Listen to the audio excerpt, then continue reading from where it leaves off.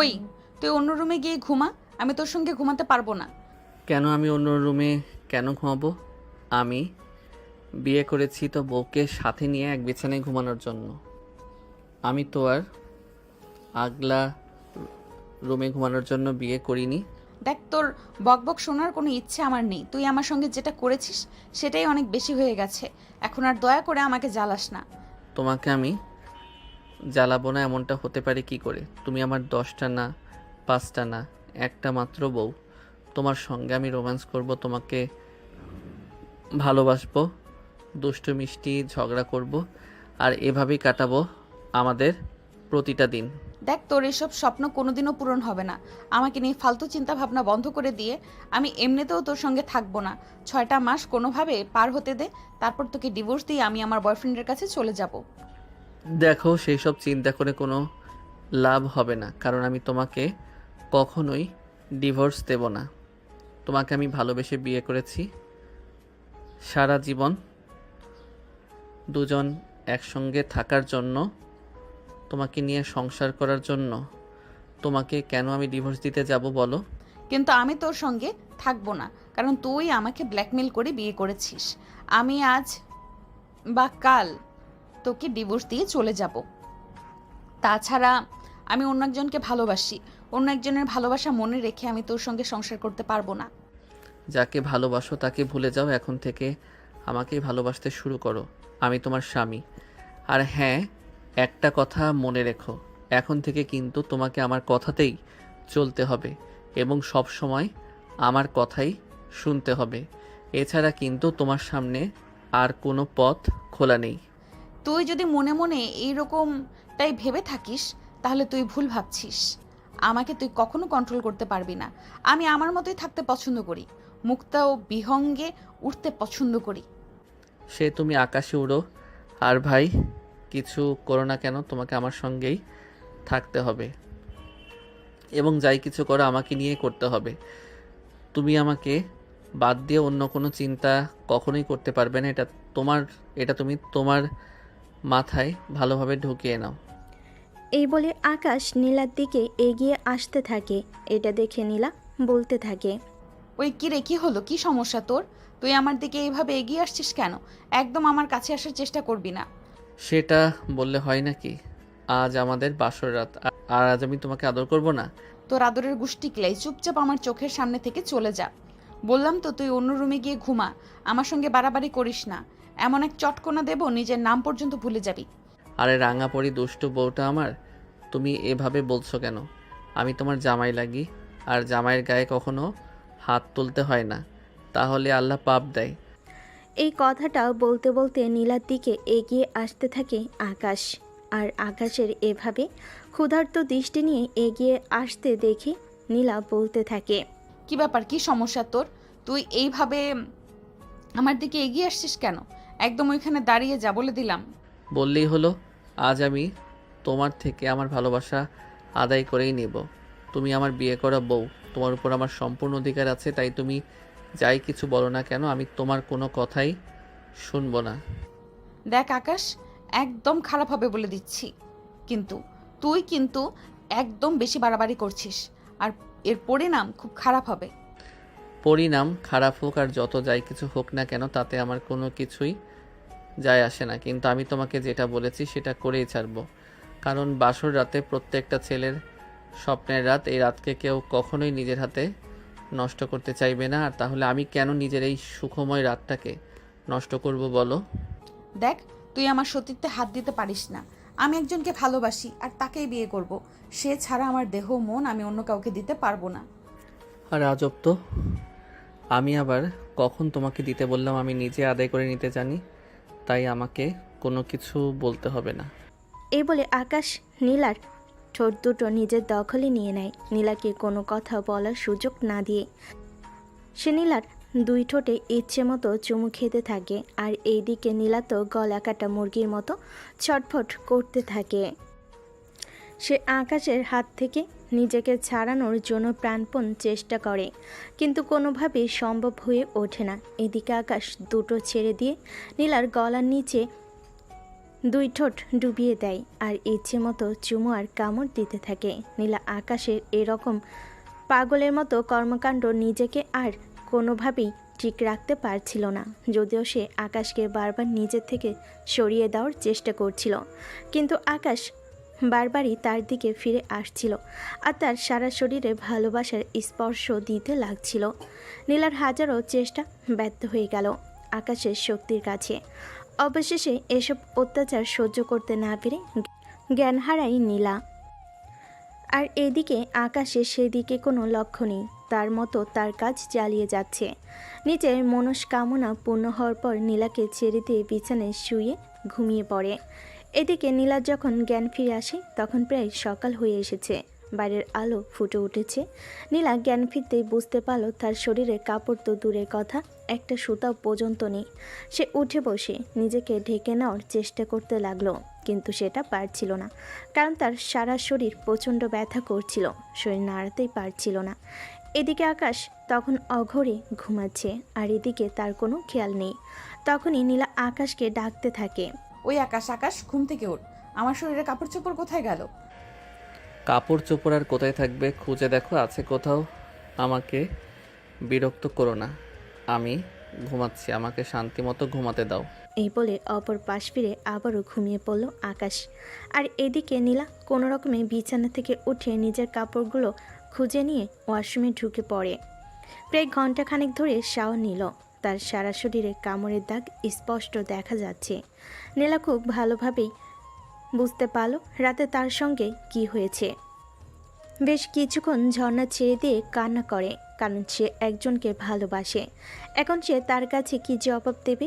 ঘণ্টাখানেক shower নেওয়ার পর washroom থেকে বেরিয়ে আসে নীলা। ড্রেসিং টেবিলের সামনে বসে চুল আঁচড়াচ্ছিল, তখন সে দেখতে পায় তার গলার নিচে বেশ কয়েকটা কামড়ের দাগ একদম স্পষ্ট হয়ে আছে, লাল টুকটুকে হয়ে। এটা দেখে তার মেজাজ অনেক বেশি খারাপ হয়ে যায়, আর সে তখনই রেগে গিয়ে ঘুমন্ত অবস্থায় আকাশের গালে ঠাস করে একটা চর বসিয়ে দেয়। হঠাৎ ঘুমের মধ্যে এভাবে আক্রমণ আকাশকে অনেকটাই বিচলিত করে তোলে। এসে ঘুমের মধ্যে চিৎকার দিয়ে ওঠে আর বলতে থাকে, কি হলো? এই অসভ্যতা নিয়ে মানে কি? তুমি তোমার স্বামীর গায়ে কেন হাত তুলেছো?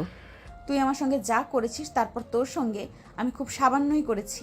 আমি তো তোমার সঙ্গে খারাপ কিছুই করিনি, আমি তোমার স্বামী, তোমার উপর আমার অধিকার আছে, তাই এইটুকু তো আমি করতেই পারি। ওই হারামজাদা, এটা তোর কাছে এইটুকু মনে হচ্ছে? এই দেখ আমার গলার নিচে তুই কি করেছিস। এই বলেই নীলা গলার কাছে চুলগুলো সরিয়ে আকাশকে কামড়ের দাগগুলো দেখাতে লাগে। আকাশ তো তখন মুচকি মুচকি হাসতে থাকে। এটা দেখে তো নীলা আরও বেশি রেগে যায় আর বলতে থাকে, এই কি সমস্যা তোর? একে তো এত বড় একটা কাজ করেছিস, তার উপর আবার এইভাবে হাসছিস। আমি তোকে মেরে তক্তা বানিয়ে দিব। এতে লাভের লাভ কিছুই হবে না, বরঞ্চ তোমারই ক্ষতি হবে, অল্প বয়সে বিধবা হবে। হলে হব, তাতে আমার কিছু যায় আসে না, কিন্তু তোকে আমি শায়েস্তা করে দেব।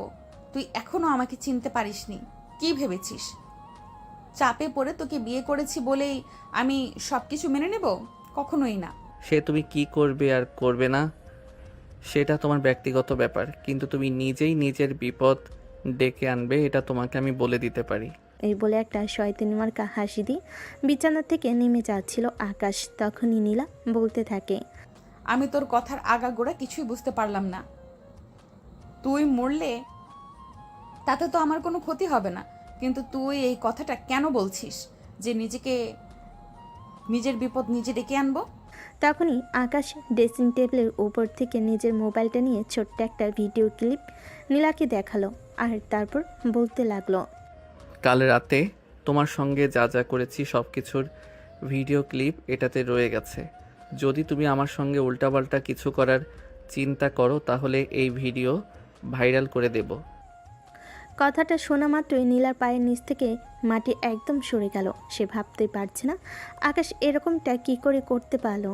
আকাশ মানুষকে ব্ল্যাকমেল করতে পারে, এটা নীলা জানতো, কিন্তু এভাবে একটা মেয়ের সম্মান নিয়ে খেলা করবে এটা তো নীলা কখনোই ভাবিনি।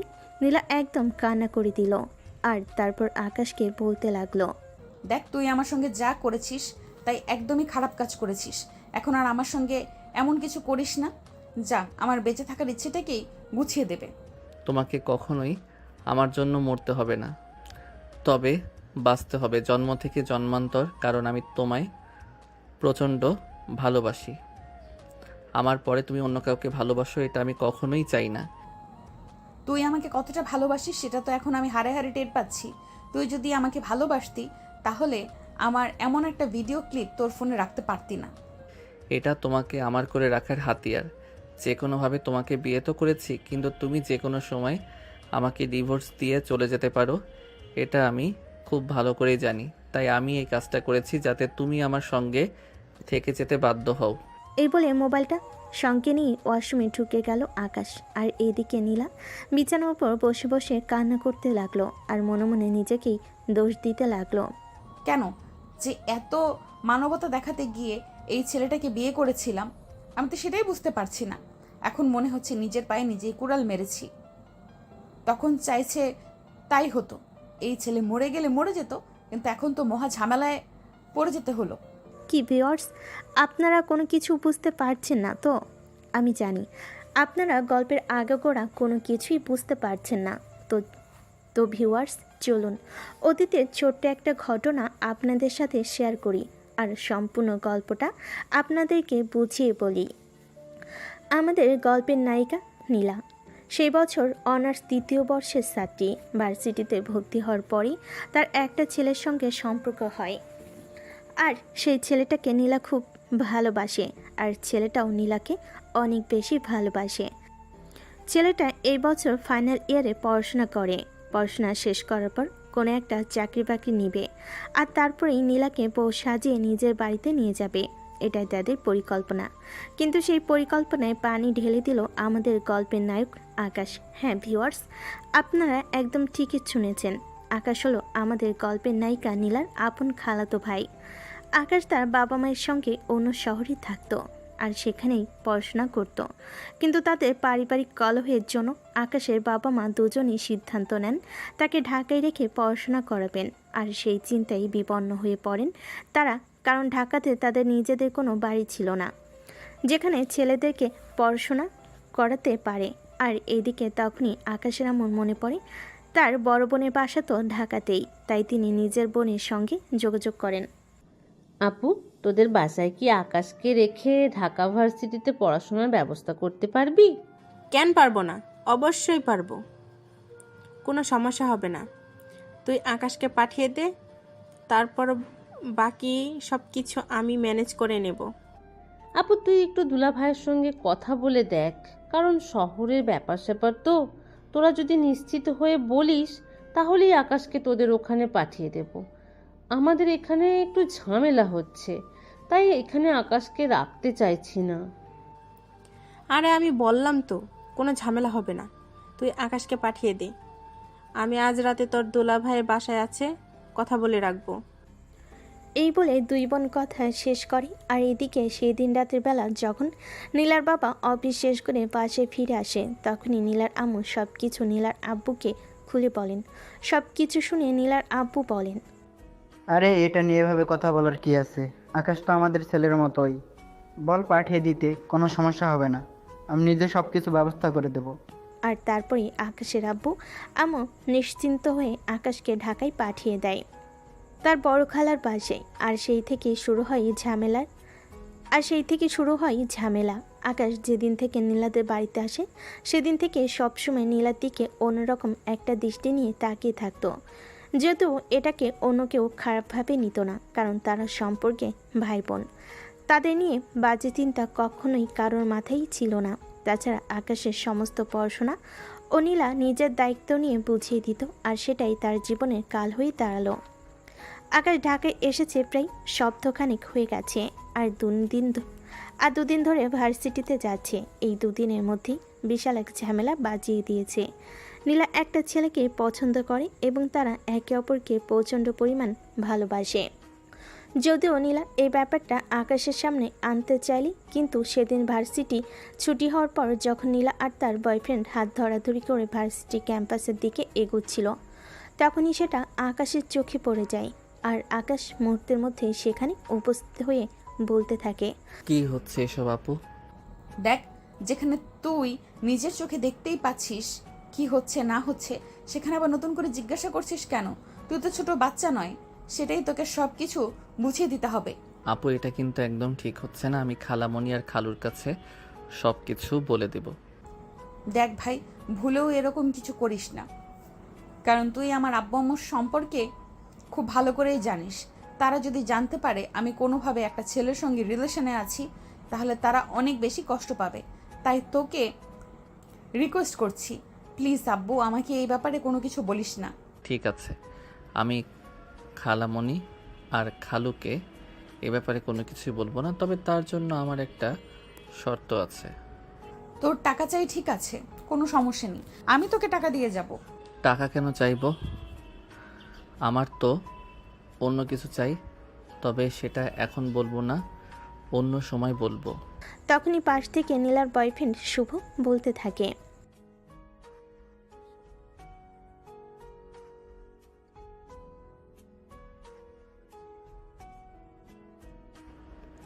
হ্যাঁ দুলা ভাই, আপনি একদম ঠিক করতে পেরেছেন।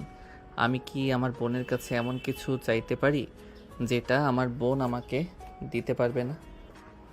অবশ্যই আমি এমন কিছুই চাইবো যেটা আমার বোনের কাছে অ্যাভেলেবল। তাহলে ঠিক আছে, কোনো সমস্যা নেই, তুই এখন বাসায় চলে যা। আমি একটু শুভর সঙ্গে বাইরে বের হব, আর ঘন্টাখানেকের মধ্যেই চলে আসব। আমরা যদি আমার ব্যাপারে কিছু জিজ্ঞাসা করে, তাহলে তুই বলবি আমি আমার বান্ধবীর সঙ্গে এক্সট্রা ক্লাস করছি, ক্লাস শেষ হলেই চলে আসব। এই না না, আমি তোমার জন্য একদম মিথ্যা বলতে পারবো না। একটা সপ্তাহ গোপন করব, এটাই তো অনেক বেশি।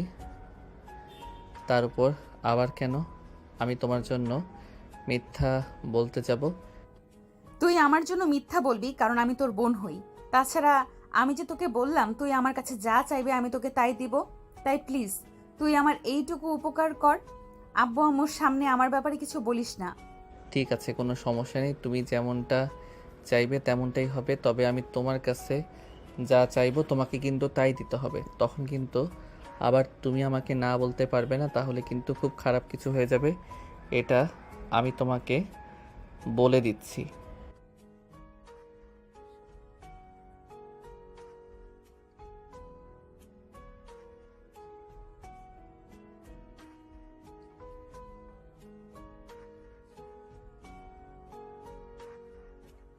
হ্যাঁ রে ভাই, সুপার, একদম ঠিক কথাই বলেছে। তুই প্লিজ আব্বু আম্মুর কাছে এ ব্যাপারে কিছুই বলিস না। তুই আমার কাছে যা চাইবি তাই পাবি। ঠিক আছে, তাহলে যেতে পারো। এই বলে আকাশ নীলাকে সেখান থেকে যেতে দিল, আর সে তার বন্ধুদের সঙ্গে আড্ডা দিতে দিতে বাসে চলে আসলো। বাসে এসে কলিং বেল চাপ দিতে নীলার আম্মু এসে বাসার দরজা খুলে দেয়।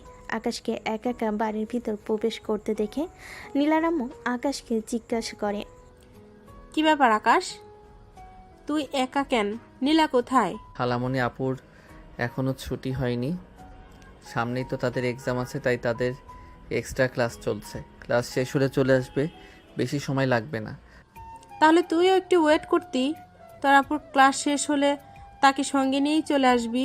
না মানে আসলে খালামণি আমার মাথাটা একটু ব্যথা করছে, তাই আমি আগে ভাগেই চলে আসলাম। আপু চলে আসবে, তুমি কোনো চিন্তা করো না। ও আচ্ছা, ঠিক আছে, কোনো সমস্যা নেই, তুই ফ্রেশ হয়ে আয়, আমি তোকে খাবার দিচ্ছি। খাবার খেয়ে তারপর একটা ঘুম দিয়ে তাহলেই মাথা ব্যথা একদম ঠিক হয়ে যাবে। তারপর আকাশ আর কোনো কথা না বলে সেখান থেকে সোজা নিজের রুমে চলে গেল। কিছুক্ষণের মধ্যে ফ্রেশ হয়ে খাবার খেয়ে ঘুমিয়ে পড়ল। এদিকে নীলা তার বয়ফ্রেন্ডের সঙ্গে রেস্টুরেন্টে বসেছে। দুজনে দুজনার হাতে হাত রেখে গল্প করছে। তখনই সেখানে নীলার একজন বান্ধবী চলে আসে। কী রে, কী ব্যাপার দোস্ত? তলে তলে এই সব কিছু চলছে, আমাদের তো কোনো কিছু জানালিও না। তোদেরকে জানানোর মতো সময়টা এখনো হয়ে ওঠেনি, তাহলে জানাবো কেন? যখন সময় হবে তখন অবশ্যই জানাবো। বাই দ্য ওয়ে, তুই এখানে কি করিস? তুই এখানে যেটা করতে এসেছিস আমিও নিশ্চয়ই সেটাই করতে এসেছি, কারণ এসব রেস্টুরেন্টে গার্লফ্রেন্ড বয়ফ্রেন্ড ছাড়া তো অন্য কেউ আসে না, এটা তো তুই খুব ভালো করেই জানিস। সেটা সময় হলে দেখতে পাবেন। আপনারা কথা বলুন, আমি অন্য কোথাও বসি। আমি আবার আপনাদের মধ্যে কাবাবের হাড্ডি হতে চাই না। এই বলে রূপা অন্য পাশের একটা টেবিলে গিয়ে বসলো আর অপেক্ষা করতে লাগলো তার বয়ফ্রেন্ডের জন্য। নীলা আর শুভ দুজনেই কফি খেতে সেখানে এসেছিল। কফি খাওয়া শেষ হলে রেস্টুরেন্ট টেবিল মিটিয়ে দুজনেই এখান থেকে বেরিয়ে পড়লো। তখনই নীলা বলতে লাগলো, জানি না আজ বাসায় যাওয়ার পর কি হবে, কারণ আমার খালাতো ভাই এটা যে ফাজিলের হাড্ডি না জানি কি জিনিস আবদার করে বসে।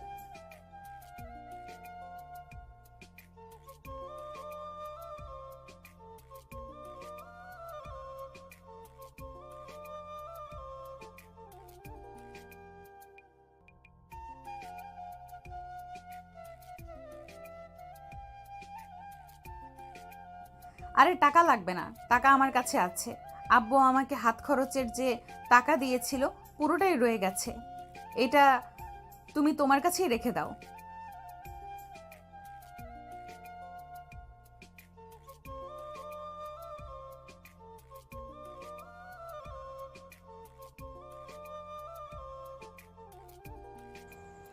এই বলে নীলার হাতে টাকাটা গুজে দিল শুভ আর নীলাকে একটা রিকশায় উঠিয়ে দিয়ে নিজে বাসায় চলে গেল। নীলার বাসে আসতে আসতে বিকেল 5টা বেজে যায়। এদিকে আকাশ তখন ঘুম থেকে উঠে, তখনই তার হঠাৎ করে নীলার কথা মনে পড়ে। মনে মনে দুষ্টু বুদ্ধি এটে রুম থেকে বের হয় আর নীলার রুমের দিকে এগিয়ে যায়। নীলার রুমে সচরাচর কেউ আসে না, তাই নীলা দরজা খোলা রেখেই এই রুমের ভিতরে কাপড় চেঞ্জ করছিল। এমন সময় আকাশ ভিতর ঢুকে পড়ে। ওই সময়টাতে নীলার শরীরে একটা সুতা পর্যন্ত ছিল না। নীলা মনে মনে ভেবেছিল যদি এই সময় কেউ রুমের ভিতর প্রবেশ করে তাহলে অবশ্যই রুমের দরজায় নক করবে, তারপরে ভিতরে প্রবেশ করবে। কিন্তু আকাশ সেই রকম কোনো কিছুই করলো না, চুপচাপ সোজা রুমের ভিতর ঢুকে গেল। রুমে ঢুকে নীলাকে এই অবস্থায় দেখে সে হাঁ করে নীলার দিকে তাকিয়ে আছে। নীলা পিছন থেকে কাপড় চেঞ্জ করছিল, তাই কোনো কিছু বুঝতে পারেনি। কাপড় চেঞ্জ করা শেষ হলে সে যেই না ফিরে তাকাবে পিছন থেকে, তখনই দেখতে পেল আকাশ তার পিছনে দাঁড়িয়ে আছে। আকাশকে দেখেই সে অনেকটাই ভয় পেয়ে চমকে গিয়ে বলতে লাগলো, কিরে তুই এখানে কেন আসলি? কেন, তুমি টের পাওনি? আমি যদি টের পেতাম তাহলে অবশ্যই তোকে এ ব্যাপারে কোনো কিছু জিজ্ঞাসা করছি না। একদম ঢং করো না। তুমি তো ইচ্ছে করেই তোমার সব কিছু আমাকে দেখিয়ে ফেলেছো, তাহলে এখন আবার ঢং কেন করছো? তার মানে তুই অনেকক্ষণ ধরে এখানে দাঁড়িয়ে আছিস আর আমি কাপড় চোপড় চেঞ্জ করছিলাম, সবকিছুই দেখছিলি? এখানে কিন্তু আমার কোনো দোষ নেই। তুমি আমাকে ইচ্ছাকৃত দেখাচ্ছিলে, তাই তো আমি দেখছিলাম। তুমি যদি আমাকে দেখাতে না চাইলে তাহলে অবশ্যই রুমের দরজা লক করে রাখতে, নয় তো ওয়াশরুমে গিয়ে কাপড় চেঞ্জ করতে। নীলা মাথায় হাত দিয়ে বসে পড়ে। তার ছোট ভাই নিজের সব কিছু দেখে ফেলেছে, এটা নীলা ভাবতে পারছে না। নীলা তখন আকাশকে বলতে থাকে, এই বাড়িতে আমার রুমে কখনোই কেউ এভাবে নক না করে ঢুকে পড়ে না। যদি কারোর প্রয়োজন পড়ে আমার রুমে প্রবেশ করার, তাহলে অবশ্যই তারা আমার অনুমতি নেয়। কিন্তু তুই কোনো কিছু বলা ছাড়াই আমার রুমের ভেতর চলে আসলি কেন? ওই যে বলেছিলাম, তখন তোমার কাছে যা চাইবো না করতে পারবে না, সেটাই আমাকে দিতে হবে। হ্যাঁ সেটা ঠিক আছে, কিন্তু তাই বলে তুই এইভাবে হুট করে আমার রুমের ভেতর ঢুকে পড়বি? এটা তো কোনো ভদ্রতার মধ্যে পড়ে না। দেখো, আমায় ভদ্রতা শেখাতে এসো না, আমি তোমায় ছোট্ট একটা কথা বলতে এসেছি। মানে কি এসবের? একে তো অসভ্যতা করেছিস, এখন আবার এত বড় বড় কথা বলছিস? বলছি তো, কারণ তার পারমিশন তুমি আমাকে দিয়েছো। আর তোমাকে আমি পরিষ্কার জানিয়ে দিচ্ছি, ওই ছেলেটার সঙ্গে তুমি মিশবে না। কথাটা শুনেই মেজাজ খারাপ হয়ে যায় নীলার। সে একটু চিৎকার দিয়ে বলে ওঠে, আমি কি করব না করব সেই কৈফিয়ত আমাকে তোর কাছে দিতে হবে নাকি? তুই কে আমার কাছে কৈফিয়ত চাইবার? সেটা তুমি সময় হলেই বুঝতে পারবে। তবে এখন আমি যেটা বলেছি সেটাই শোনো, তা না হলে খারাপ কিছু হয়ে যাবে, বলে দিলাম। এই বলে আকাশ রুম থেকে বের হয়ে চলে গেল। আর এদিকে তখনই নীলারামও নীলার রুমে আসলো। তিনি রুমে প্রবেশ করে নীলাকে জিজ্ঞাসা করতে লাগলেন, কি ব্যাপার, কি হয়েছে? তোর রুমে চিৎকারের আওয়াজ শুনলাম কেন? কিছু না আম্মু, তবে তোমাকে একটা ছোট্ট কথা বলে দিচ্ছি। তুমি তোমার বোনের ছেলেকে বলে দিও সে যেন আমার ব্যক্তিগত ব্যাপারে নাক না গলাতে আসে। কেন, কি হয়েছে সে তো আমাকে খুলে বল। যা হয়েছে সেটা তোমাকে জানতে হবে না, শুধু তোমাকে যেটুকু বলে দিচ্ছি এইটুকুই করো। আকাশকে বলে দিও আমার ব্যক্তিগত ব্যাপারে হস্তক্ষেপ যেন না করে। আচ্ছা ঠিক আছে, আমি বলে দেব। তবে একটা কথা ভুলে যেও না, সে কিন্তু তোমার ছোট ভাই, তার সঙ্গে যথেষ্ট ভালো ব্যবহার করবে। এই বলে নীলার আম্মু রুম থেকে বের হয়ে চলে গেলেন। আর এদিকে দেখতে দেখতে আরও 2 দিন চলে গেল। 2 দিন নীলার একটু শরীর খারাপ ছিল, তাই সে আর ভার্সিটিতে যায়নি। 3য় দিন ভার্সিটিতে প্রবেশ করা মাত্রই নীলার বয়ফ্রেন্ডের সময় এসে নীলাকে জড়িয়ে ধরে। আর তখনই আকাশ তার পাশে দাঁড়ানো ছিল। ব্যাপারটা আকাশ আর হজম করতে পারল না।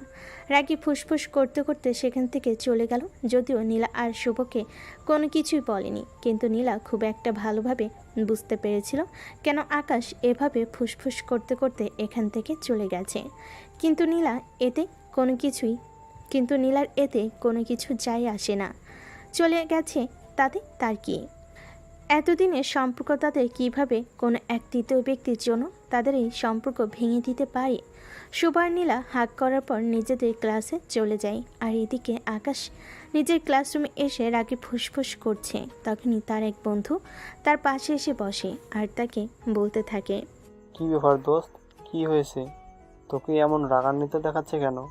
কারোর সঙ্গে কি ঝগড়াঝাটি করছিস নাকি? আরে না দোস্ত, ব্যাপারটা সেরকম কিছু নয়, ব্যাপারটা অন্য কিছু। তোর কোনো আপত্তি না থাকলে আমায় খুলে বলতে পারিস। আমি এটা আজীবন গোপন রাখবো, কখনো কাউকে কিছু জানতে দিব না। তুই আমায় ভরসা করতে পারিস।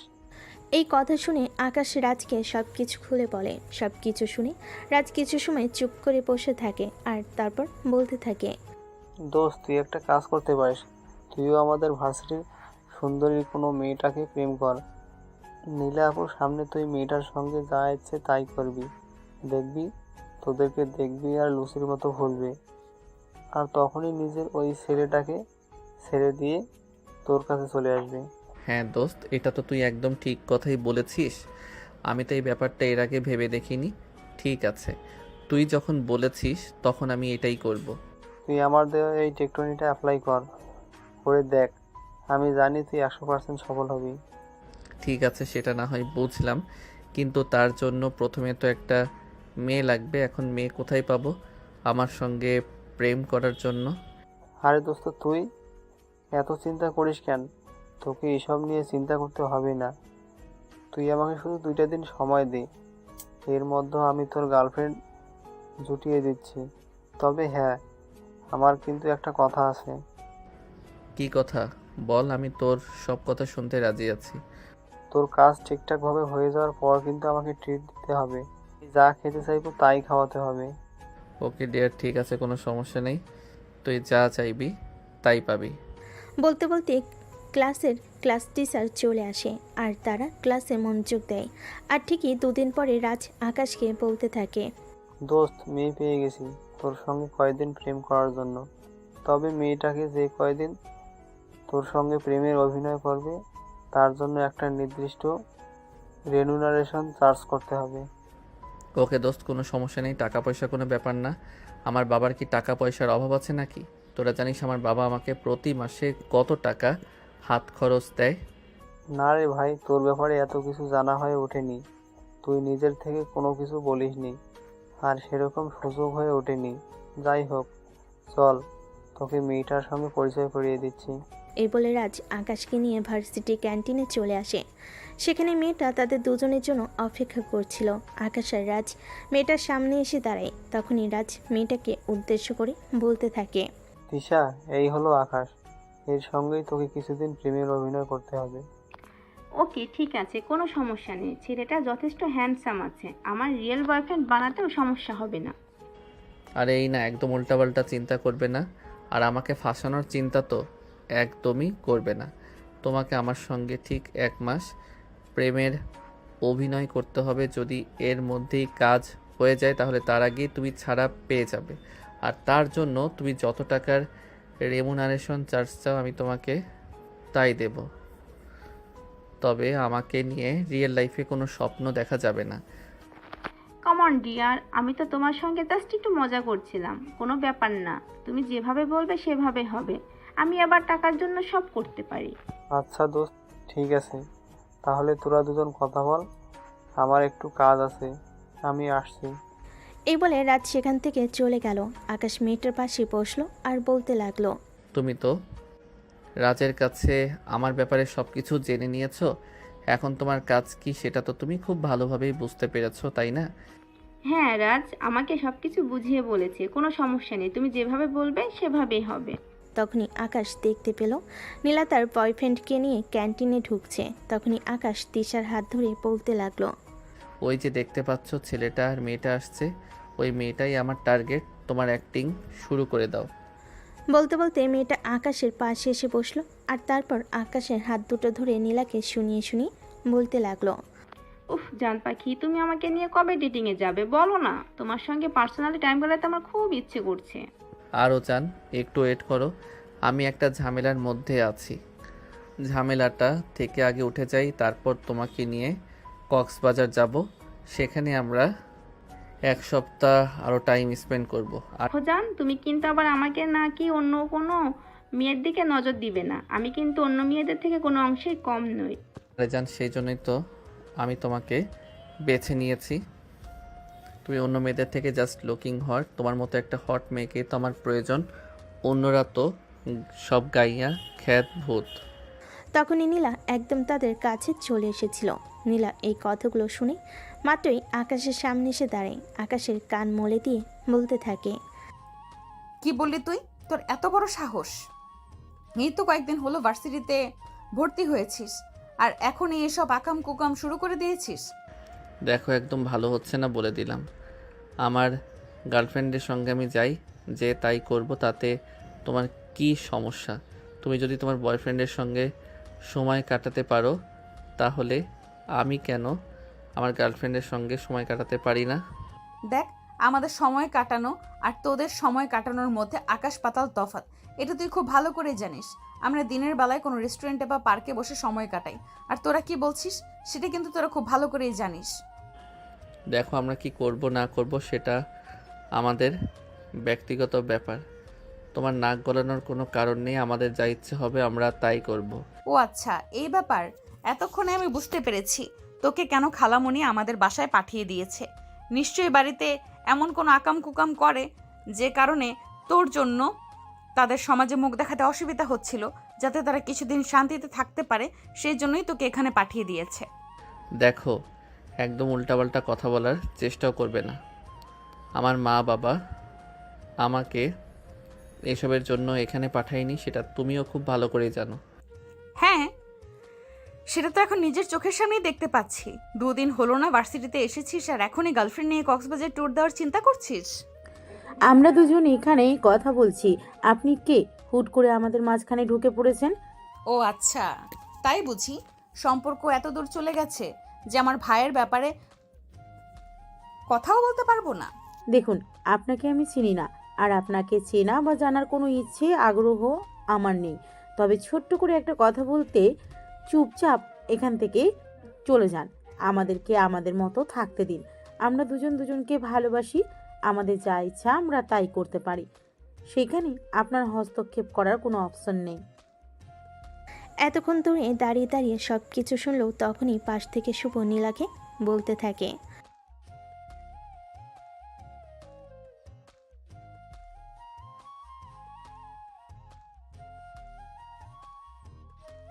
তুমি ওদের পক্ষ নিয়ে কথা বলছো? ওরা কি বলছে তুমি শুনতে পেয়েছো?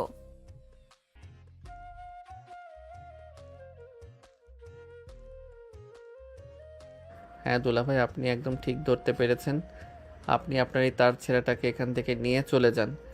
কথাটা শুনেই মেজাজ খারাপ হয়ে গেল নীলার। সে একটু চিৎকার দিয়ে বলতে লাগলো, কি বললি তুই? আমি তার ছেঁড়া? আজকে বাসায় আয়, তারপর তোকে বোঝাবো মজা।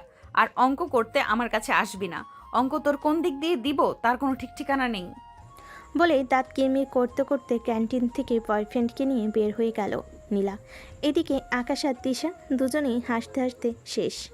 সেদিন রাতের বেলা যখন আকাশ অঙ্ক করার জন্য নীলার রুমে গেল, তখন নীলা আকাশকে বলতে লাগলো, তুই এখন কেন আমার কাছে এসেছিস? এখন যা তোর এই গার্লফ্রেন্ডের কাছে, তোর এই গার্লফ্রেন্ড তোকে অঙ্ক বুঝিয়ে দেবে। আমি তোকে কোনো অঙ্ক বুঝিয়ে দিব না। দেখো, তুমি যদি আমার সঙ্গে বেশি বাড়াবাড়ি করো তাহলে কিন্তু আমি খালামণির কাছে সব কিছু বলে দেব। এখন তুমি নিজেই চিন্তা করো কোনটা তোমার জন্য ভালো হবে। আমি খালামণির কাছে সব কিছু বলে দেব, নাকি তুমি আমাকে অঙ্কটা করিয়ে দেবে? তুই কি আমাকে ভাগে পেয়েছিস নাকি? তুমি যেটা মনে করো সেটাই। আমি তোমাকে এই ব্যাপারে কোনো কিছুই বলবো না। প্রেম তো আর আমি একা একা করেছি না, প্রেম তো তুইও করেছিস, তাহলে আমাকে কেন এভাবে বলছিস? দেখো, আমি ছেলে মানুষ, তাছাড়া আমার ফ্যামিলি আমাকে যথেষ্ট স্বাধীনতা দিয়ে বড় করেছে। আমাকে কিন্তু কেউ কিছুই বলবে না। আর তোমার ব্যাপারে যদি জানতে পারি তাহলে তোমাকে পড়াশোনা তো অনেক দূরের কথা, বাসা থেকে বের হওয়াই বন্ধ করে দেবে। তোমার বাবার মেজাজ সম্পর্কে তোমার ভালোই আইডিয়া আছে আশা করি। হ্যাঁ, সেই জন্যই তো তুই আমাকে এইভাবে ভাগে পেয়েছিস। এখন যদি আব্বু আম্মু এই ব্যাপারে কোনো কিছু জানতে পারে তাহলে আমার পড়াশোনা বন্ধ করে দিবে, বাসা থেকে বের হওয়া বন্ধ করে দিবে। যখন বুঝতেই পেরেছো তখন আর আমার সঙ্গে লাগতে কেন এসেছো? চুপচাপ অঙ্কটা বুঝিয়ে দাও। নীলা আর তখন কোনো কথা বলার সাহস পেল না। চুপচাপ আকাশকে অঙ্কটা বুঝিয়ে দিতে লাগলো। আর এভাবেই কাটতে লাগলো দিন। হঠাৎ একদিন সন্ধ্যার দিকে আকাশ নীলার রুমে এসেছে অঙ্ক করতে।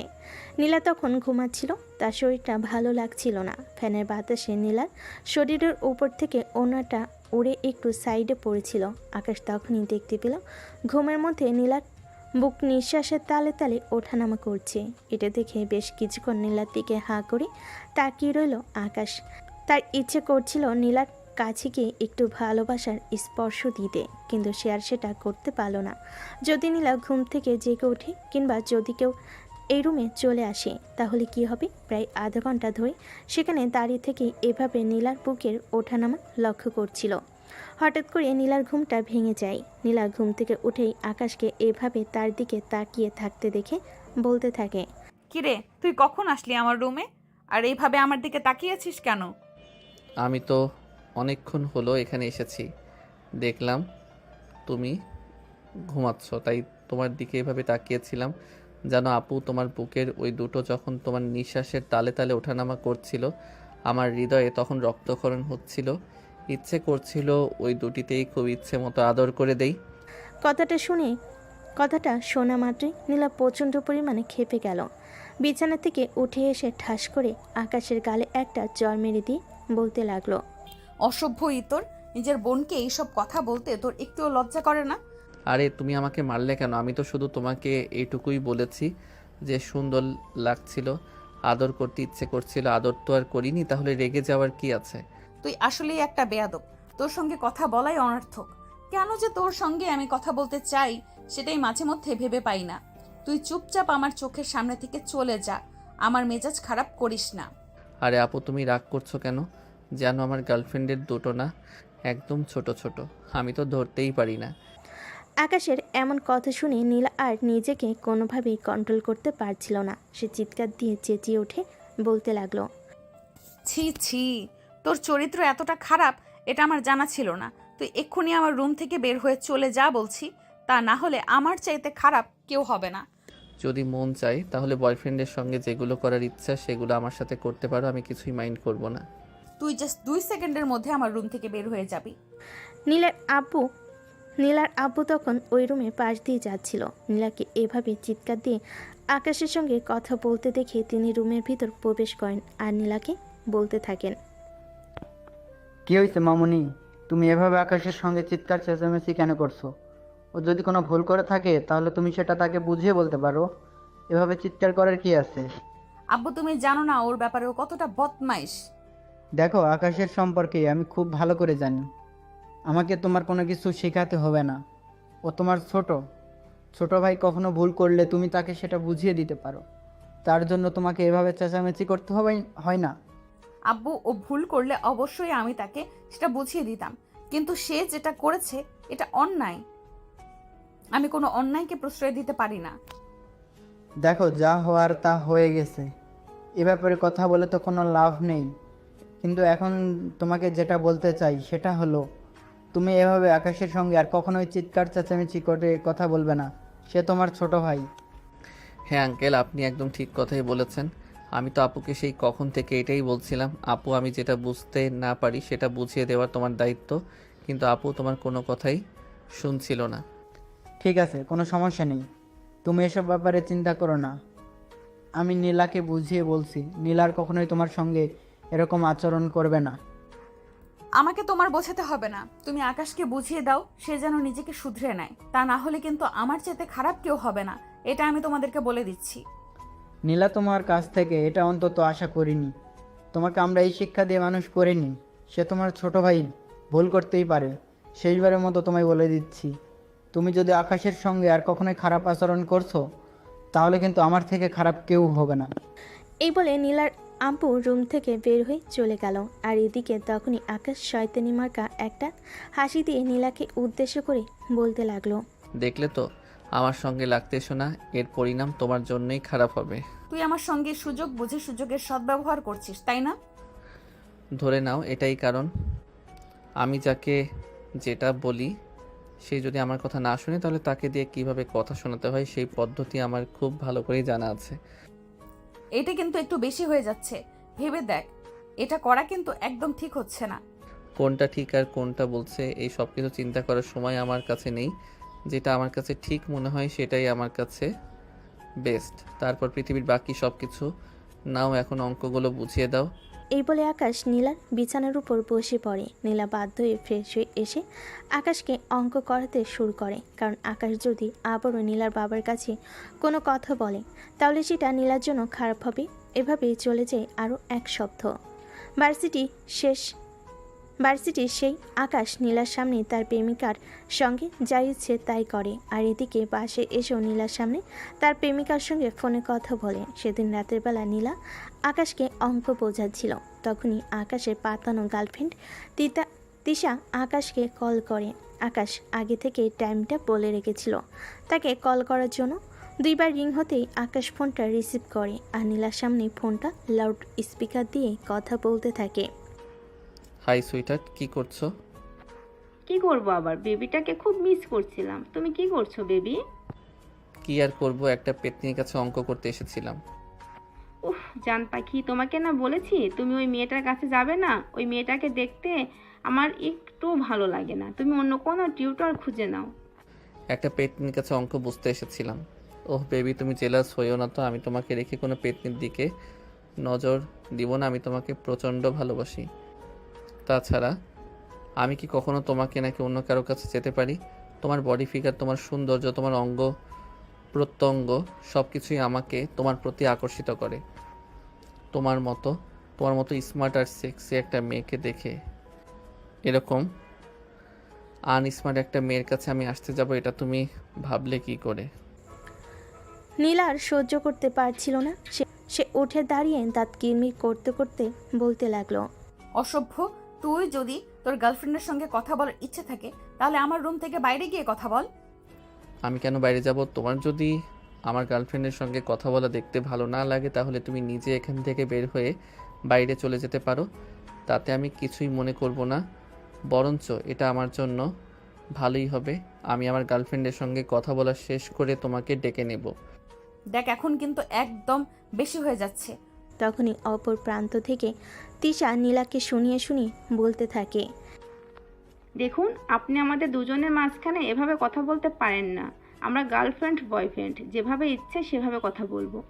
এটা যদি আপনার সমস্যা হয় তাহলে আপনি নিজের কান বন্ধ করে রাখতে পারেন। আমাদের কথা কেন আপনাকে শুনতে হবে বলেন শুনি? তুমি মেয়ে মানুষ নাকি অন্য কিছু আমি সেটাই বুঝতে পারি না। একটা মেয়ে হয়ে একটা ছেলের সঙ্গে এভাবে নোংরা নোংরা কথা বলতে তোমার লজ্জা করে না?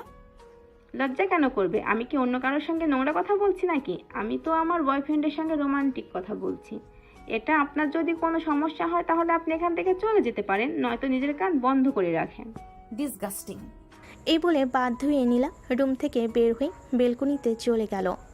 এখন যদি রুম থেকে বাইরে বের হয় তাহলে তার মা তাকে দেখবে আর তাকে কোনো প্রশ্ন করতে পারে, তাই সে যেন প্রশ্নের সম্মুখীন না হয় সেই চিন্তা করে বেলকনিতে এসে পড়ে। এদিকে আকাশের তিশা তো প্ল্যান করে রেখেছে যেভাবেই হোক নীলাকে জ্বালাতন করতে হবে। তাই আকাশ মনে দুষ্টু বুদ্ধি এঁটে নিয়ে ফোনটা হাতে নিয়ে বেলকনিতে চলে আসে আর বলতে থাকে, ওহ বেবি, তুমি কি বলছিলে আমি শুনতে পাইনি। আসলে রুমের নেটওয়ার্ক সমস্যা, এখন বেলকনিতে এসেছি। বলো, আমি শুনছি। বেবি, আসলে আমি তোমাকে এটাই বলছিলাম যে তুমি তো আমাকে বলেছিলে তুমি আমাকে কক্সবাজার দূরে নিয়ে যাবে, তো কবে যাচ্ছি আমরা? শোনো বেবি, ভাবছি কক্সবাজার যাব না, অন্য কোথাও যাব। না, আমরা কক্সবাজারে যাব, সেখানে আমাদের নিজেদের রিসোর্ট আছে, সেখানে তোমাকে নিয়ে থাকবো। কি বলো? তাহলে তো আর কোনো ঝামেলাই রইলো না। যদি তোমাদের কোনো রিসোর্ট থাকে তাহলে আমরা সেখানেই উঠব। হ্যাঁ বেবি, তুমি একদম ঠিক কথাই বলেছো। ওখানে আমাদের সব রকম প্রোটেকশন এর ব্যবস্থা থাকবে। যেহেতু রিসোর্টের মালিক আমার বাবা নিজেই, তাই সেখানে কেউ চাইলেও আমাদের কোনো ক্ষতি করতে পারবে না। আমরা আমাদের ইচ্ছে মতো সময় কাটাতে পারবো। আচ্ছা বেবি, ঠিক আছে, কোনো সমস্যা নেই।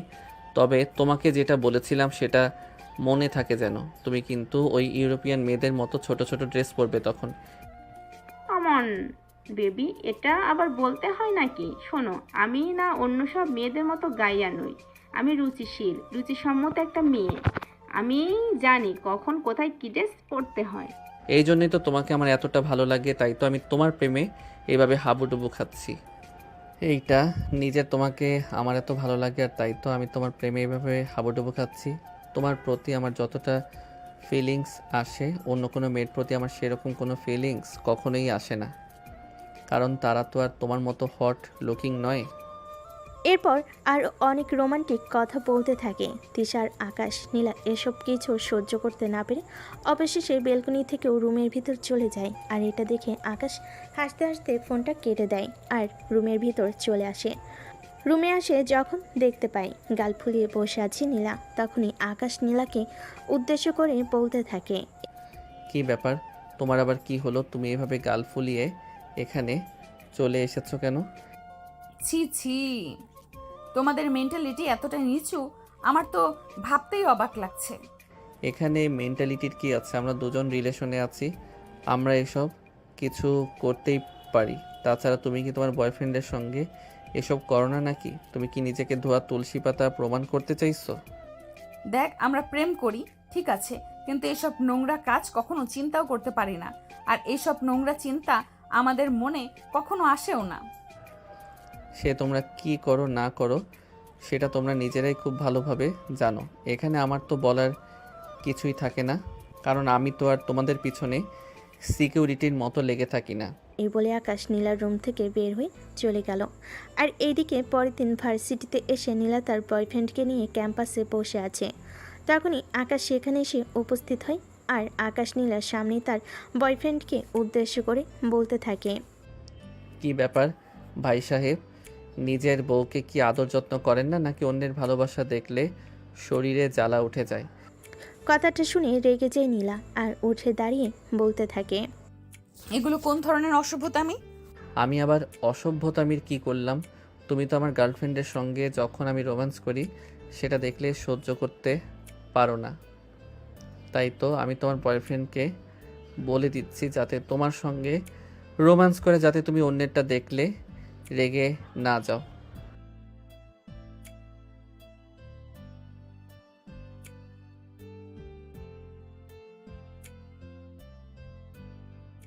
দেখেন ভাই দেখেন, এত সাধু সাজার কিছু নেই। ছেলেদেরকে আমি খুব ভালো করে চিনি, তাই আপনাকে বলে দিচ্ছি সুযোগটাকে কাজে লাগান। নিজের হবু বউকে সময় দিন, যাতে অন্যের ভালোবাসা দেখলে তার গায়ে জ্বালা না ধরে যায়। সে আপনাদের ব্যাপার, আপনারা বুঝুন আর যাই করুন, তবে আপনার গার্লফ্রেন্ড যেন আর কখনোই আমার ব্যক্তিগত ব্যাপারে হস্তক্ষেপ করতে না আসে। আর আমি যখন আমার গার্লফ্রেন্ডের সঙ্গে কথা বলি, রোম্যান্স করি, তখন যেন আমাদের মধ্যে বাধা হয়ে না দাঁড়ায়। এই বলে আকাশ সেখান থেকে চলে যায়। আর এইদিকে নীলা রাগে ফুসফুস করতে থাকে। শুভ তখনই তাকে বলতে লাগলো,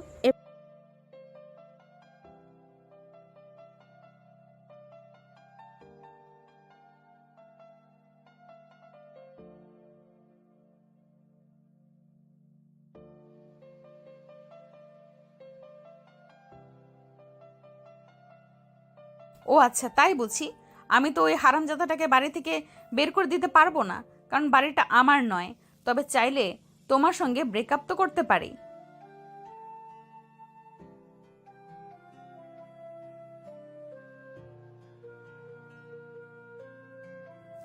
হ্যাঁ, তুমি একদম ঠিক কথাই শুনেছ। আমি এটাই করব, কারণ তুমি এটারই যোগ্য। যেখানে তুমি আমাকে বুঝবে না আমি কি চাই, আমি কিভাবে চলতে চাই সেটা তুমি বুঝবে না, সেখানে তোমার সাথে আর ভালো কিছু তো করা আর করতে পারবো না।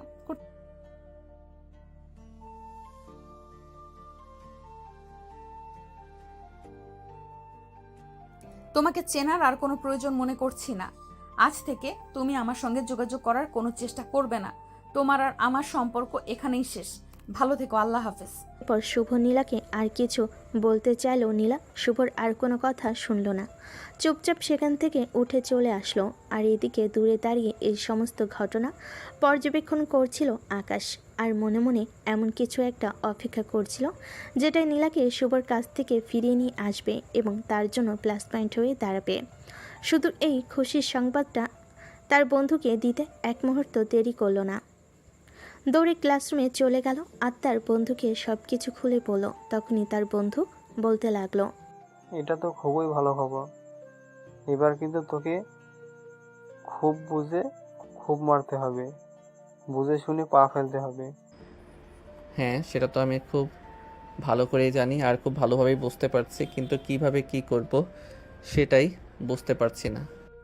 ফ্যামিলি এডিটিংয়ের ব্যবস্থা কর, সবাই মিলে কোথাও ঘুরতে যাওয়া, সেখানে গিয়ে তুই ইচ্ছাকৃত কোনো একটা অ্যাক্সিডেন্ট ঘটাতে পারবি আর নিজের উপর একটু রিস্ক নিতে পারবি, তাহলেই দেখবি তোর কাজটা সহজ হয়ে যাবে। মানে তুই কি বলছিস? আমি তোর কথার আগাগোড়া কিছুই বুঝতে পারছি না। প্লিজ তুই আমাকে একটু খুলে বল। তাহলে শোন, আমি তোকে যা বলছি তুই আমার কথা মতো চল। এই বলে রাজ আকাশকে বলতে থাকে দূরে কোথাও ফ্যামিলি আউটিংয়ে যাওয়ার জন্য।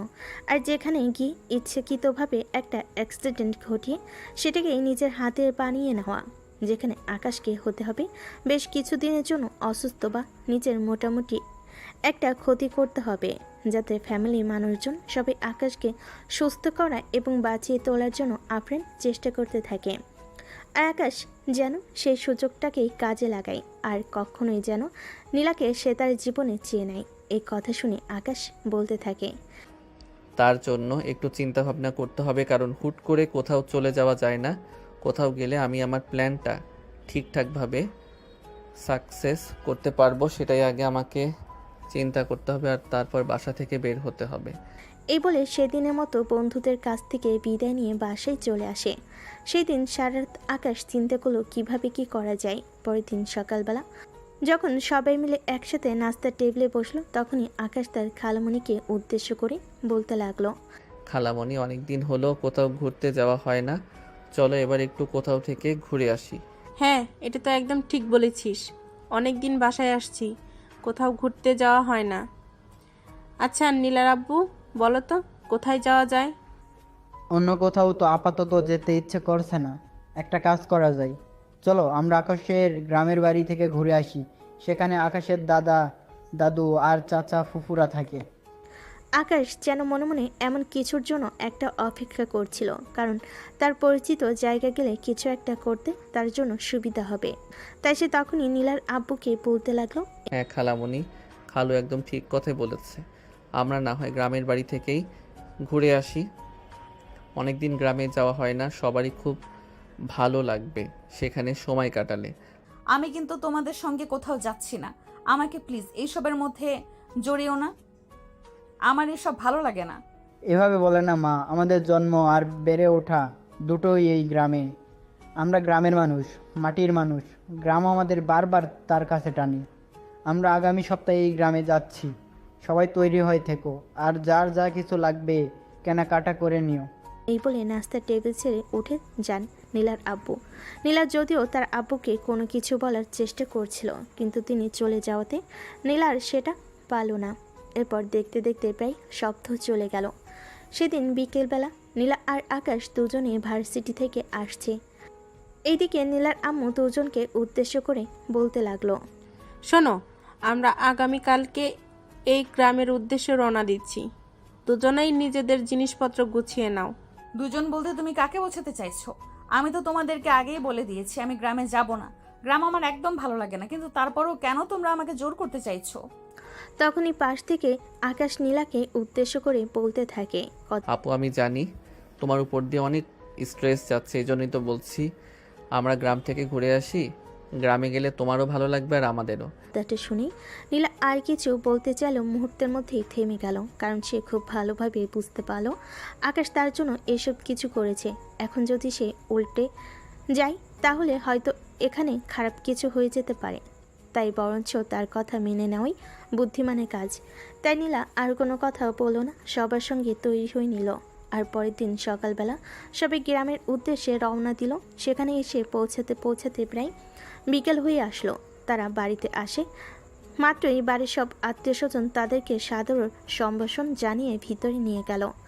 আকাশের ছোট্ট একটা চাচাতো বোন দৌড়ে আসে। সে আকাশে কোলে উঠতে উঠতে তাকে বলতে লাগলো, ভাইয়া, ওইটা কি আমাদের ভাবি হয়? না রে বোন, ওইটা অন্য ডালের পাখি। আমারও খাঁচায় আমি অন্য পাখি নিয়ে আসবো, চিন্তা করিস না। তোদের ভাবি ওর চাইতে আরও অনেক বেশি সুন্দর হবে। ভাইয়া, আমাদের এই ভাবিটাও কিন্তু যথেষ্ট সুন্দর আছে। তুমি চাইলে ভাবিটাকে আমাদের করে রেখেই দিতে পারো। আমার কিন্তু খুব পছন্দ হয়েছে। না রে বোন, সেটা করে কোনো লাভ হবে না। সে আমার চাইতে বয়সে বড়, তাকে ভালোবাসলেও সে আমাকে ভালোবাসে না, তাই এই সম্পর্কের কোনো ভবিষ্যৎ নেই।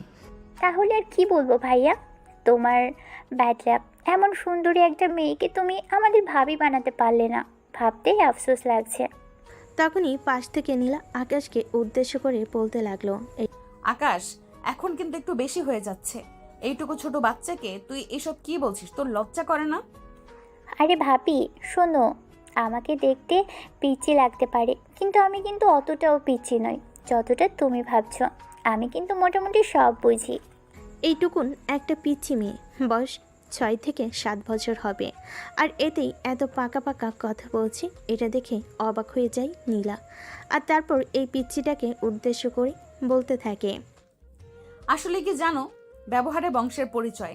মানুষকে চেনার জন্য তার ব্যবহারই যথেষ্ট। কথাটা বলেই মুহূর্তের মধ্যেই সেখান থেকে চলে যায় নীলা। আর আকাশ মাথায় হাত দিয়ে ভাবতে থাকে নীলা আসলে কি বোঝাতে চাইলো। অনেকক্ষণ চিন্তা করার পরও সে কোনো কিছুই খুঁজে পেল না। যাই হোক, এসব ব্যাপারে চিন্তা করেও কোনো লাভ নেই। যে চাইবা যা বলার বলুক, সময় হলে বোঝা যাবে। এই বলে আকাশ তার চাচাতো ভাই বোনেদের সঙ্গে তাদের সাথে বাইরে চলে গেল। আর বেশ কিছুক্ষণ গল্পগুজব আড্ডা দিয়ে সন্ধ্যার দিকে বাসে ফিরে আসলো। সবাই মিলে বসার ঘরে আড্ডা দিচ্ছিল। তখনই আকাশ সেখানে এসে উপস্থিত হয়। তার ছোট কাকি তাকে বলতে থাকে,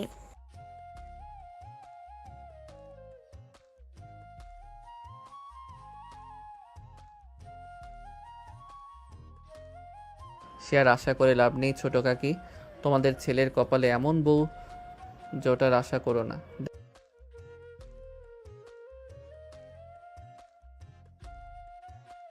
দেখো, এত সব কিছু তোমরা বুঝবে না, আর তোমাদেরকে বোঝানোর কোনো ইচ্ছা আমার নেই।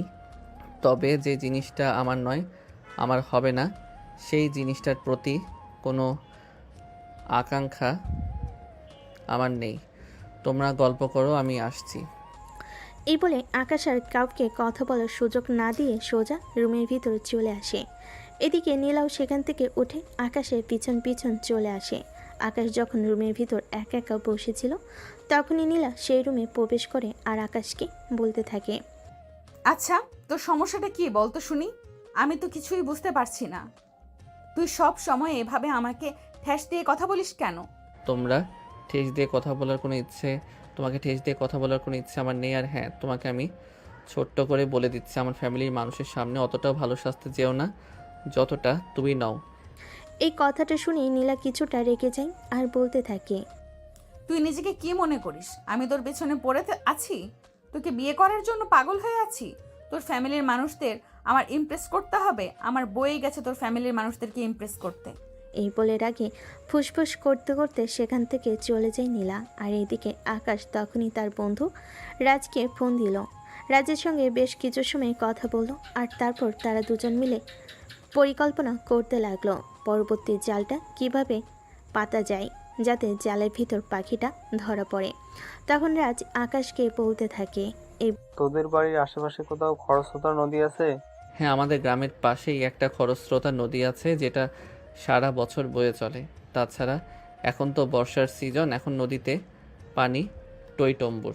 তাহলে শোন, আমি তোকে কিছু কথা বলি। তুই আমার সেই কথা অনুযায়ী কাজ কর। রাস্তার পরিকল্পনা আকাশকে বলল এবং আকাশও বুঝতে পারলো এটাই বেস্ট পরিকল্পনা। তাই সে পরের দিন পরিকল্পনা অনুযায়ী নীলাকে নিয়ে বাড়ি থেকে বের হলো। যদিও নীলা তার সাথে যেতে চাইছিল না, সে একরকম জোর করে তার সঙ্গে নিয়ে যায়। তার পরিকল্পনা মাফিক ওই নদীর তীরে চলে যায়। নদীটা দেখে নীলার বেশ ভালো লাগে। নদীর পাড়ে বেশ কিছু গন্ধ ঘোরাঘুরি করে নদীর পাড়ে বেশ কিছু সময় ঘোরাঘুরি করে আর তখনই নীলা হঠাৎ করে নিজের থেকে বলে ওঠে, এই নদীতে কোনো ব্রিজ নেই। আছে তো, এই রাস্তা দিয়ে সামনে খানিকটা এগোলে একটা ব্রিজ করে। কেন তোমার আবার কি হলো? হঠাৎ করে নদীতে ব্রিজ আছে নাকি সেই কথা কেন জিজ্ঞাসা করছো? তুই কি জানিস আমি ছবি ওঠাতে ভীষণ পছন্দ করি? আমার ইচ্ছে করছে ব্রিজের ওপর দাঁড়িয়ে নদীর কিছু ছবি ওঠাতে, যেখান থেকে নদী আর গ্রামের খুব ভালো দৃশ্য দেখা যায়।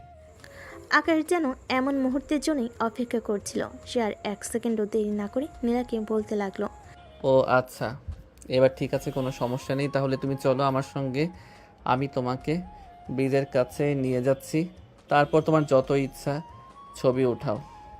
এ বলে আকাশ নীলাকে নিয়ে প্রায় 10 মিনিট হাঁটার পর ব্রিজের কাছে এসে পৌঁছায়। নীলা ব্রিজের উপর দাঁড়িয়ে বিভিন্ন অ্যাঙ্গেলে নিজের সেলফি নিচ্ছিল, সেই সঙ্গে প্রাকৃতিক কিছু দৃশ্যও ক্যামেরা বন্দি করছিল। তখনই হঠাৎ করে আকাশ নীলাকে বলতে থাকে, আপু, তোমাকে একটা কথা বলবো। যা বলার বলতে পারিস, আমার কান খোলা আছে, আমি শুনছি, চুপচাপ বলে ফেল। আপু, তোমাকে আমি ভীষণ ভালোবাসি, তোমাকে আমি বিয়ে করতে চাই। দেখ, ফাজলামো মার্কা কথাবার্তা একদম বন্ধ কর। তুই খুব ভালো করেই জানিস আমি কিসের মধ্যে দিয়ে যাচ্ছি, তাই দয়া করে এসব ফালতু কথা আমার সামনে বলিস না। আপু, আমি সত্যি কথা বলছি, তোমাকে আমি ভীষণ ভালোবাসি।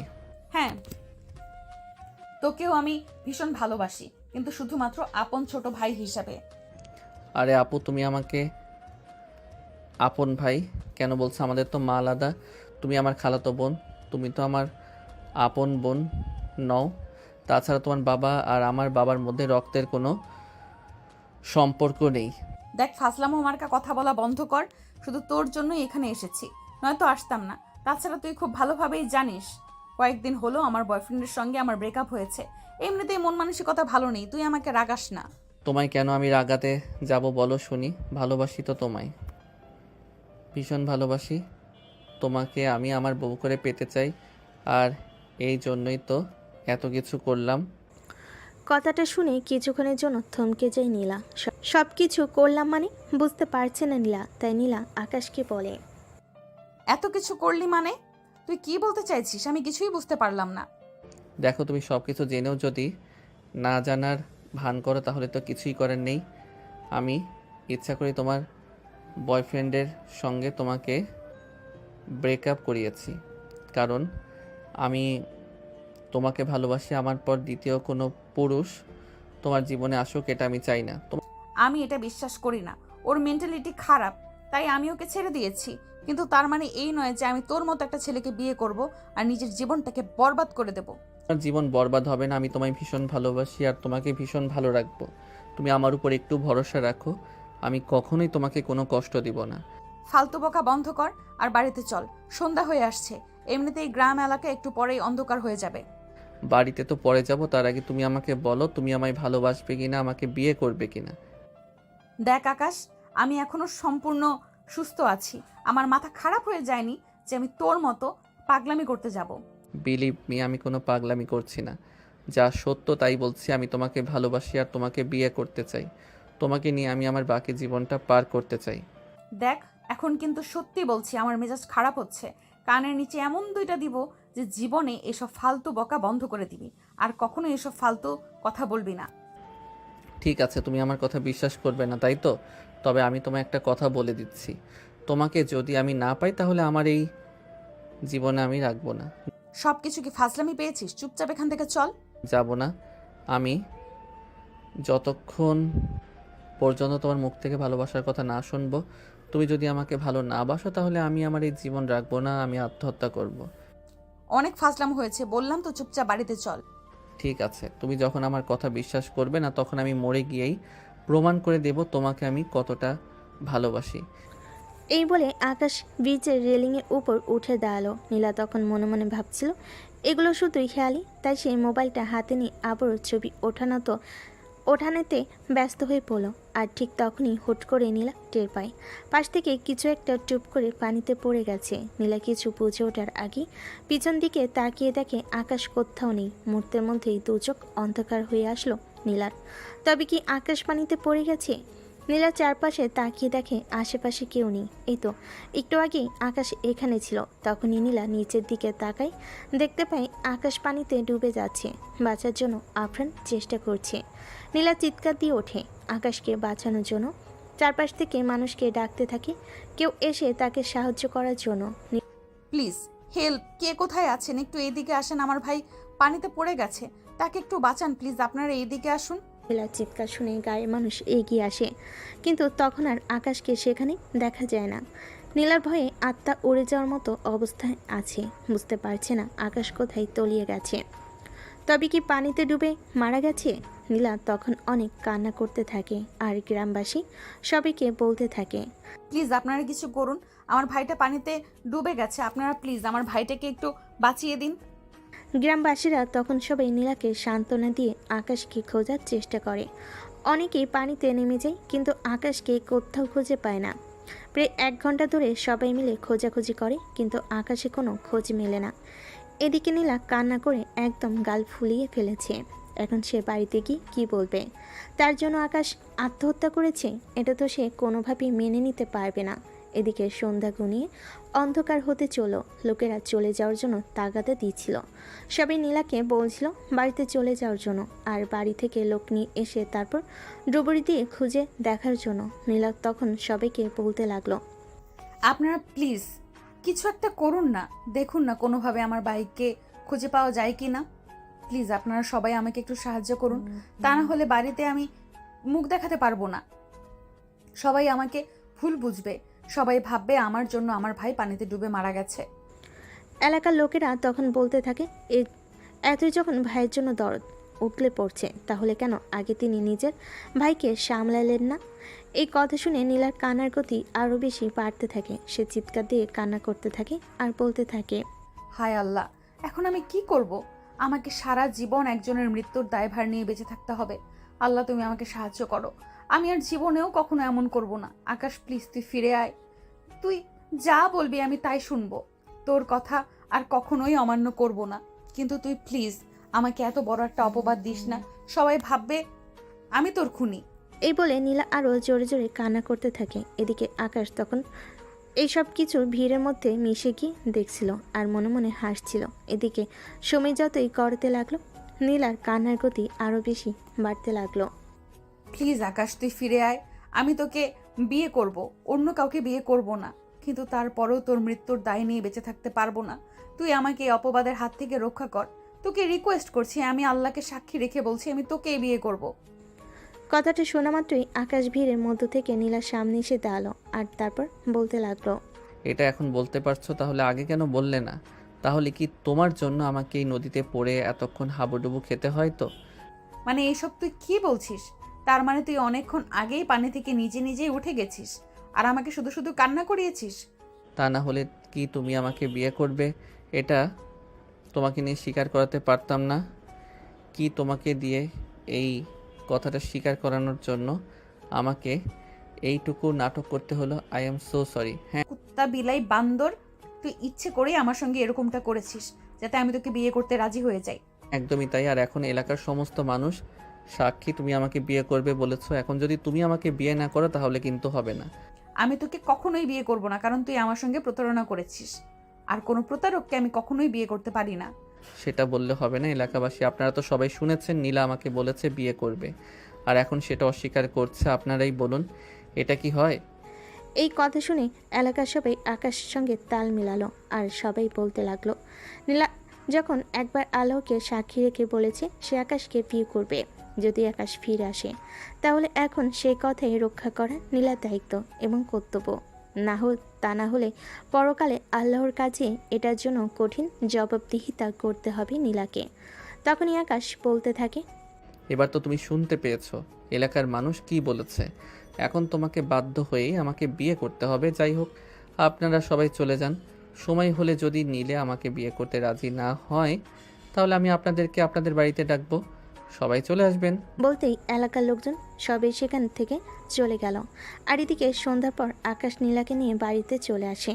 আকাশের কাপড় চোপড় ভেজা দেখে বাড়ির সবাই আকাশকে প্রশ্ন করতে থাকে কি হয়েছিল। আকাশ তখন সবাইকে সব কিছু খুলে বলে। আকাশের এমন কর্মকাণ্ডে বাড়ির সবাই অবাক হয়ে গেল। কেউ বিশ্বাসই করতে পারছিল না আকাশ এমন কিছু করতে পারে। আকাশ তখন সবাইকে উদ্দেশ্য করে বলতে লাগলো, ব্যাপার তো আশ্চর্য হওয়ার কিছুই নেই। যা হওয়ার তা হয়ে গেছে। আমি নীলাকে ভালোবাসি আর তাকে বিয়ে করতে চাই, কিন্তু সে কোনোভাবেই রাজি হচ্ছিল না। আমাকে এইটুকু নাটক করতে হয়েছে। তবে হ্যাঁ, একটা কথা আমি তোমাদের সবাইকে স্পষ্টভাবে জানিয়ে দিয়েছি, তোমরা যদি এখন আমাদের এই সম্পর্ক মেনে নাও, তাহলে আমি সত্যি সত্যি আত্মহত্যা করব। এই বলে আকাশ সবাইকে শাসায়। আকাশ ছিল তার পরিবারের একমাত্র ছেলে। আকাশের বাবা মা এই কথা শুনে বলে, লাইফটা আমার ছেলের, সিদ্ধান্ত তারই নেওয়া উচিত। তাই সে যাকে বিয়ে করতে চাইবে আমরা তাকে তার সঙ্গেই বিয়ে দেব, তাতে আমাদের কোনো আপত্তি নেই। তারপর দু পরিবারের সম্মতিতে আকাশ আর নীলার বিয়েটা হয়ে যায়। আর আজকেই ছিল আকাশ আর নীলার বাসরাত। আর তারপরে যা হয়েছে তা তো আপনারা নিজেই দেখতে পেয়েছেন। এরপর দেখে দেখে প্রায় 3 মাসের মতো কেটে যায়। ইতিমধ্যে নীলা আর কখনোই আকাশে এতটা কাছাকাছি যায় নাই। দূরত্ব বজায় রেখে চলার চেষ্টা করেছে। রাতের বেলা নীলা ঘুমতো না। এই বুঝি আকাশ তার সঙ্গে আবার কিছু করে ফেলেছে। এই সময় একটা ভয় তাকে তাড়না করে বেড়াতো, কিন্তু তার মনের মাঝে ভয় একটা রয়ে গেছিল। 2 মাস ধরে ঠিকমতো পিরিয়ড হচ্ছে না, বলতে গেলে 2 মাস পরে পিরিয়ড মিসিং। এই বিষয়টা খুব ভাবিয়ে তোলে নীলাকে।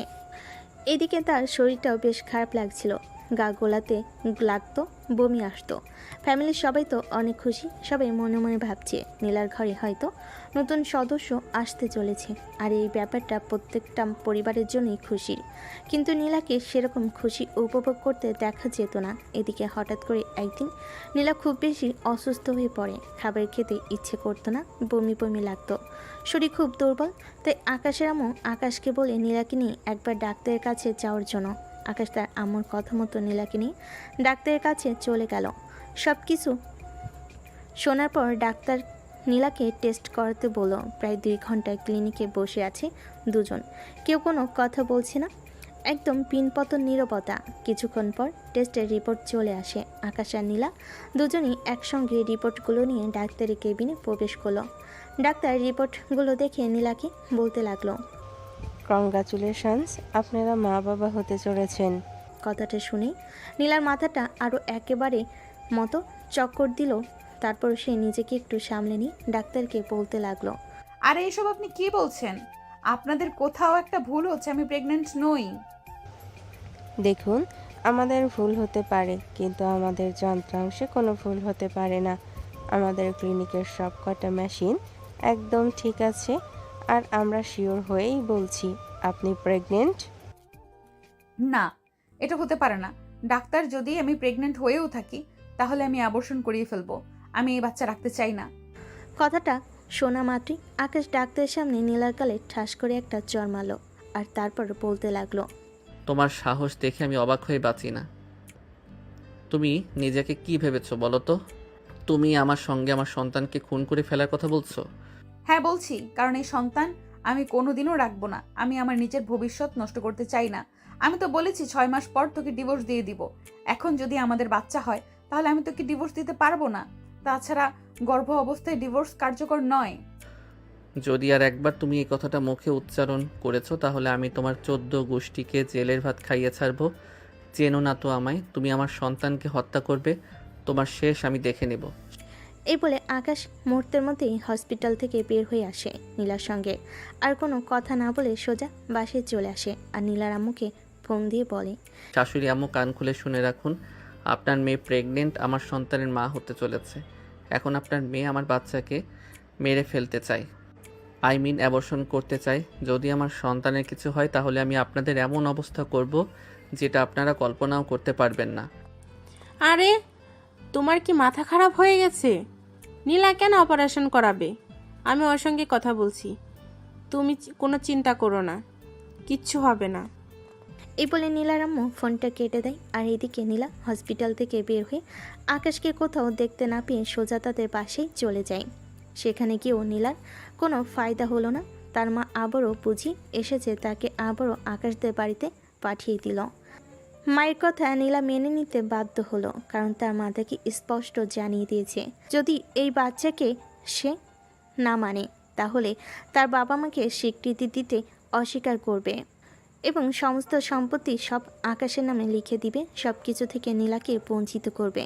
তা নীলা বাধ্য হয়ে আকাশদের বাড়িতে ফিরে আসে। তবে নীলা ফিরে আসার পর আকাশ নীলার সঙ্গে আর কোনো কথা বলে না, চুপচাপ সবসময় নিজের মতো করে থাকে। এই বিষয়টা ইদানিং নীলাকে খুব বেশি কষ্ট দেয়। একই রুমে একই বাড়িতে সারাদিন একই সাথে থাকতে, কিন্তু কেউ কারোর সাথে কোনো কথা বলে না। নীলা এই একাকিত্ব আর মেনে নিতে পারছে না। তাই আজ রাতে যখন আকাশ রুমে আসলো তখন নীলা আকাশের সামনে গিয়ে দাঁড়ালো। আকাশের হাত দুটো ধরে বলতে লাগলো, কেন করছো তুমি আমার সঙ্গে এরকম? এভাবে আমাকে অবহেলা করছো? আমি এসব অবহেলার মেনে নিতে পারছি না। প্লিজ তুমি আমার সঙ্গে এরকমটা করো না। আমি কোনো খুনির সঙ্গে কোনো সম্পর্ক রাখবো না। তোমার বাচ্চাকে ফোন করতে চেয়েছিলে যে কয়দিন আমার বাচ্চার জন্ম নেওয়া হচ্ছে, এই কয়দিন থেকে এই বাড়িতে থাকো। আমার বাচ্চার জন্মের পর তুমি এই বাড়ি থেকে চলে যেও। আমি নিজে তোমাকে ডিভোর্স লেটার পাঠিয়ে দেব, আর সেই সঙ্গে দেনমোহরের সম্পূর্ণ টাকাও পরিশোধ করে দিব। কথাগুলো ছুরির মতো বিঁধছিল নীলার বুকের মধ্যে। এই সব কিছু আর সহ্য করতে পারছিল না সে। আকাশের পা জড়িয়ে ধরে বলতে থাকে, প্লিজ আমাকে ক্ষমা করে দাও, আমি আর কখনোই এমন করব না। আমি তোমার পা ধরে ক্ষমা চাইছি, আমি ভুল করেছি, আমাকে ক্ষমা করে দাও। আমি তোমাকে ছেড়ে দিতে চাই না, তোমাকে ছাড়া আমি থাকতে পারবো না। একই বাসায় আছি আমি, আমার সঙ্গে কথা বলছো না, এটাই আমাকে যে যন্ত্রণা দিচ্ছে। তারপর তোমাকে ছেড়ে থাকা আমার জন্য মৃত্যু সমতুল্য। এই বলে কান্না করতে থাকে। তখনই আকাশ নীলার বাহু বন্ধন করে উঠে দাঁড় করায়, আর তারপর নিজের বুকের সঙ্গে মিশিয়ে নিয়ে বলতে থাকে, তোমাকে ছেড়ে দেওয়ার কথা তো আমি কল্পনাও করতে পারি না।